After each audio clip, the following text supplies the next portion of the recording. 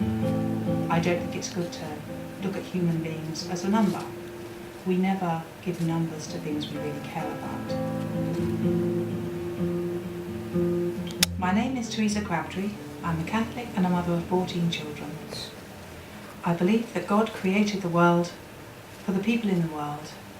God will not send more people in the world than we can cope with.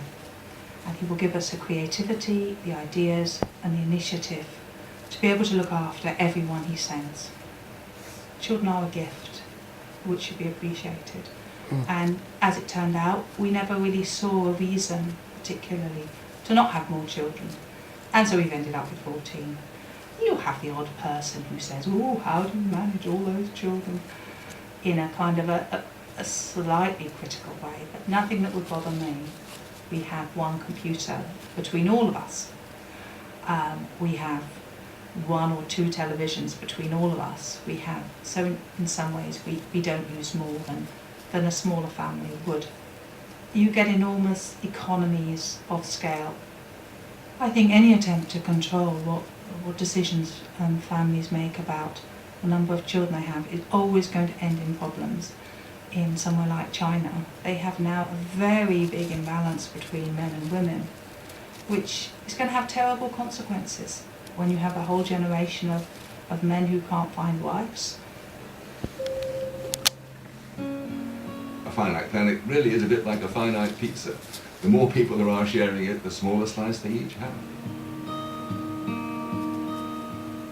I'm Roger Martin. I'm chairman of an environmental charity, Population Matters, and I believe very strongly that population growth is the key environmental issue which no one discusses. There are plenty of others. Crudely, either we stabilise and then reduce our numbers voluntarily, or nature's going to do it for us brutally. Every day, our planet's capable of supporting less life than it was the day before, and yet every day we ask it to support another 250,000 people, each of whom are going to degrade it faster. England is already the most overcrowded country in Europe and the 5th most overcrowded in the world. I did hear a chilling phrase on the radio, 3 is the new 2, this, I think, doctor's wife was saying. Babies are such fun, aren't they? Let's have another 1 or 2. Now, each of those babies is going to grow up with a gigantic footprint on this planet compared with the average African. And by creating those new children, ratcheting up the population by 2 more rich people, she's doing far more environmental damage to the planet and to everybody in her children's generation than any other environmental decision she makes, like recycling or changing the light bulbs or whatever. What it would cost to meet the unmet need of 250 million women worldwide who want to control their own fertility but can't, would be, it's estimated, slightly less than half the extra funds that Americans spend every year on Halloween. There is not a single environmental problem that would not be easier to solve with fewer people and becomes ultimately impossible to solve with ever more people. Forethought.tv asks, are there too many people in the world?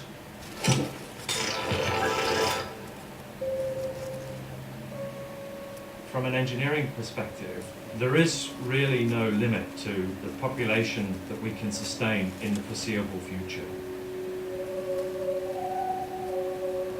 My name is Tim Fox and I'm a professional engineer, and I spend my day looking at issues related to population growth. There's a lot of doom and gloom about population growth and people trying to tell us that increasing the size of the population is going to lead to an apocalyptic future. But we have the solutions available now to be able to meet 9.5 billion people towards the end of the century. We know how to feed that number of people. We know how to provide enough water. We know where they can get their energy from. And we know how to provide shelter for them at night. It's just a question of changing the way in which we do things. It's having the political will, the financial will, and it's about the human spirit.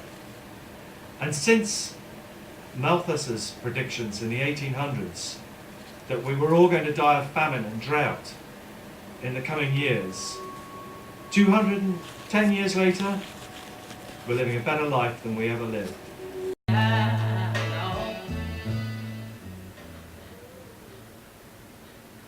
First, Forethought.tv asks, are there too many people in the world?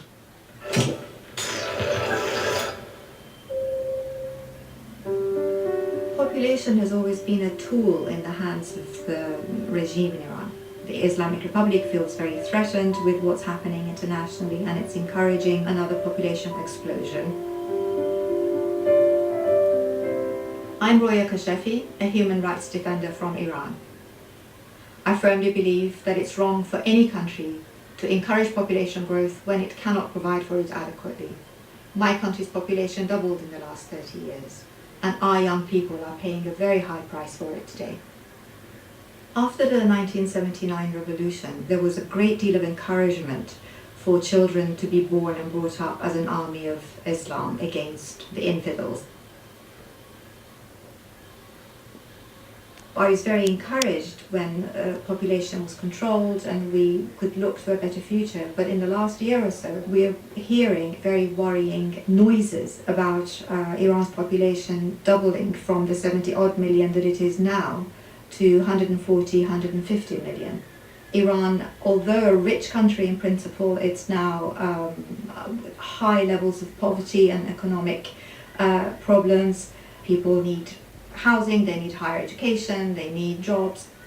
Any responsible government will have to provide for its people. That's then when you can look towards progress and you can look towards an improvement within the society and a happy nation.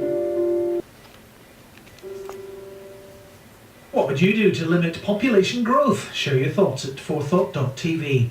With questioning, he didn't have... Deze moed is op dat